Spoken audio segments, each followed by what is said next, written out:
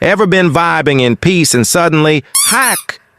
Yeah, that tiny drama queen muscle just jump-scared your whole soul. Before it hiccups again, hit like and subscribe so your diaphragm behaves. So hiccups happen when your diaphragm, the little trampoline under your lungs, decides to glitch like a laggy Wi-Fi router.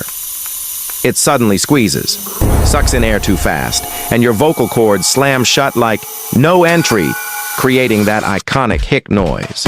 And yes, a whole-grown adult human can be defeated by a muscle the size of a tortilla. Triggers?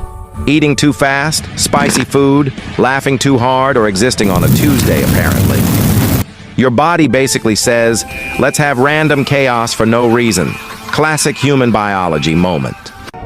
To stop hiccups, people try wild techniques. Hold your breath, drink water upside down, summon ancient air spirits, none FDA approved. But science says slow breathing, sipping water, or gently pulling your knees to your chest can calm the diaphragm down. Just don't scare someone on purpose.